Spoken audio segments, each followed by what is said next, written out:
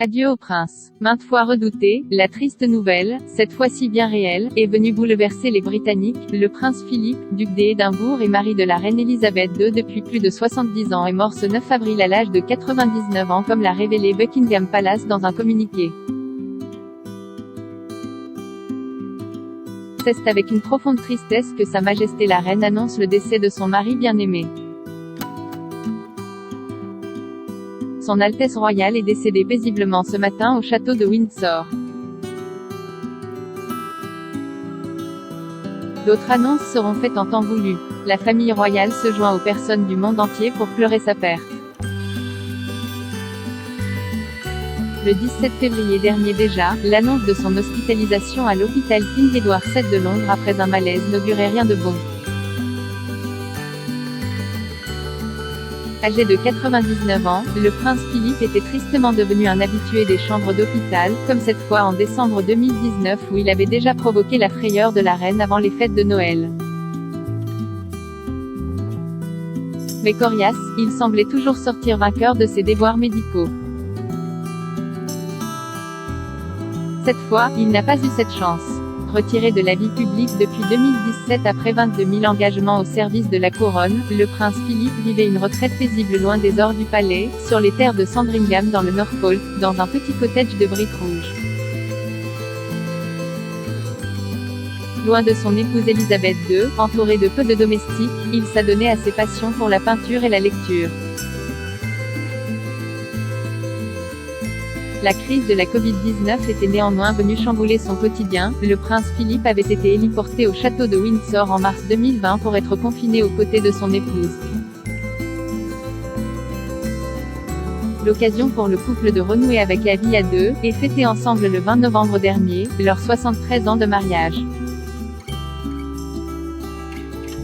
Le prince Philippe sera l'unique amour d'Élisabeth II. Élisabeth n'a que 13 ans lorsqu'elle rencontre le prince Philippe de Grèce et de Danemark, ce grand blond si séduisant qui avait rejoint la Royal Navy. Elle ne sait alors rien de cet homme de 18 ans, à l'enfance tumultueuse, né bien loin de Londres, sous le soleil de Corfou. Ce sera lui et pas un autre, son jeune cœur bat déjà si fort. Peu importe son passé et sa famille, il sera son unique amour, celui qu'elle souhaitera épouser, n'en déplaise à ses parents.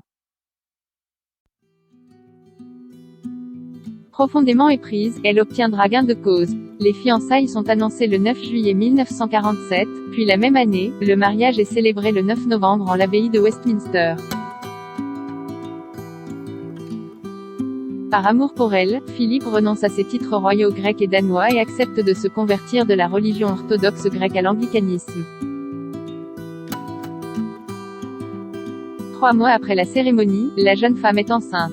Ensemble, le couple aura 4 enfants, Charles, Anne, Andrew et Edward. C'est mon rock. Il a tout simplement été ma force et mon soutien. Leur destin bascule en 1952, à la mort du roi George VI. Elisabeth devient reine, et son mari le prince Philippe est désormais contraint de mettre fin à sa carrière dans la Royal Navy. Dès lors, il sera l'époux de la reine, sommé de marcher 2 pas derrière elle. D'un tempérament fougueux, le prince Philippe vit difficilement ce nouveau statut et multiplie les coups de sang.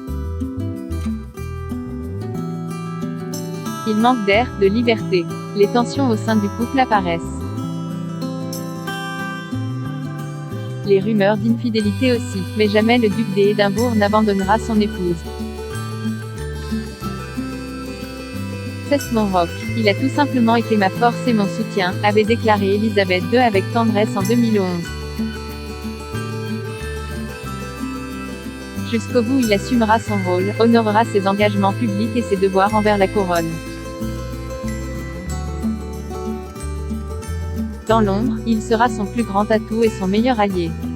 Celui qui la soutient, la conseille, et surtout la fait rire, apportant un peu de légèreté dans l'univers très corseté du palais. Le prince Philippe laisse derrière lui l'image d'un homme de poigne, remarqué pour ses saillies politiquement incorrectes mais aussi son très grand sens du devoir. Mais avant tout, il aura marqué la monarchie par sa loyauté, formant avec Élisabeth II un couple uni à toute épreuve.